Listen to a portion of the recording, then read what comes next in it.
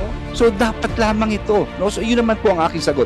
And let it be on record na yun po ang posisyon ko rito. Thank you so much, Mr. Chair. Just a quick Secretary Abalos. You may respond, Atty. Torion. With due respect to Secretary Abalos, the problem with this explanation is not it only covers one half of the law. What is prohibited, Your Honor, is that public officials and employees shall not solicit or accept directly or indirectly. The fact that he announced it, Your Honor, even if we say that he did not physically accept the money, but offering the word is already an indirect acceptance of that favor, Your Honor. So therefore, it is covered by the law. And being a high officer of the government, he should have exercised the becoming modesty. Pare, baka bawal ito kasi public official. Baka may kontrata ka sa akin. Baka sasabihin, tatakbo ako ng senador. Baka sasabihin na magsusuporta ka sa akin kasi may kontrata ka sa akin. All of these are being covered within our rules, especially in the light of the fact that Section 3C of RA 3019 likewise prohibits this, Your Honor. That is our only concern here, especially in the light of the fact that we are even questioning the finding of probable cause. The motion for reconsideration, Your Honor, is still pending with the Department of Justice even until now. Yet they allowed the warrant of arrest to be issued. They allowed harassment in the Kingdom of Jesus Christ structures every day, Your Honor, where policemen would be jogging at 5 o'clock in the morning, full of with full battle gear, Your Honor, only clearly to show that they are harassing our members. That is our point, Your Honor. Thank you, Atty. Torion.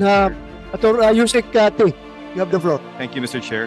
Nais na namin sumagot dun sa dalawang sinabi ni Atty. Torion. Unang-una tungkol dun sa RA 6713 na sinasabi niya linabag ni Secretary Abalos. Maliwanag naman sa ang pabuya, ang pera, ang salaping maabing mabigay sa DILG, pinapalabas ni Atty. Torion na ito ay suhol.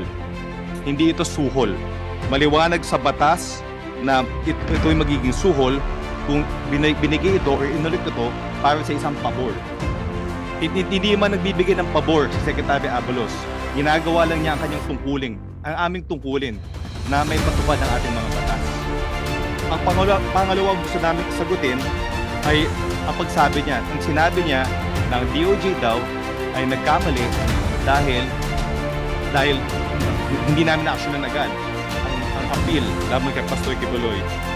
Itong issue na to, unang-una, sa korte na to. Kumbaga, kung gagamitin natin yung sinabi ni Atty. Torion kanina, sub judice na ito.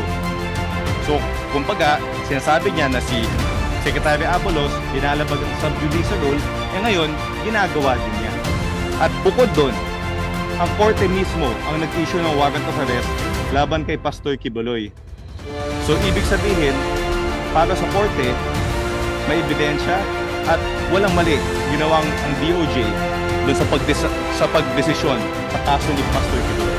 Yun lang po, Mr. Chair. If I may, Your Honor. Thank you, Authority. Yusek T. With due respect po, Undersecretary Te, wala po akong sinabing suhol.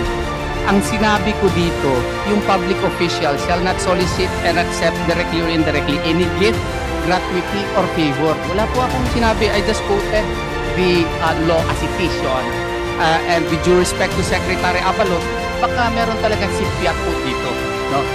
Kasi nga, yung Napolcom nga, meron nga silang clear parameters na-explain ko na last hearing po yung Napolcom Memorandum Circular. Kaya siguro yung PNP hindi put up ng reward. Because if we will base it on their parameters, Your Honor, yung pinakamataas nga si Sahiron ay 6.7 million lang ata. Si Pastor Kibuloy, 10 million. Oo. So, even if we base it upon the parameters of the Napolcom Memorandum Circular, which actually has its own committee, Your Honor, committee on reward. No? They have their generals who will discuss these matters and apply the parameters before they would come up with the reward. They did not even put up that reward. Why? Because Pastor Kibuloy would not fit into the parameters set by the Napolcom Memorandum Circular. And then, sinabi ko na nagkamali ang DILG. Hindi po ako nagsabi nagkamali. Although, nag-file kami ng motion for reconsideration po sa DILG kasi sa tingin po namin, medyo kailangan po yun wastuhin. Pero yung sub judice rule, alam ko po na si Undersecretary alam niya na if you are only discussing as to what happened, as to the procedural incidents of the case, that's not sub judice. But if he has a jurisprudence, Supreme Court decisions which can enlighten me, I am willing to learn, Your Honor. But as of my reading, Your Honor, that is not sub judice. Sub judice happens when you now narrate the declarations of a particular person in his affidavit and ascribe it to be rightful, just like, with due respect to Secretary Abalos, just like what he did a few minutes ago. That's sub judice.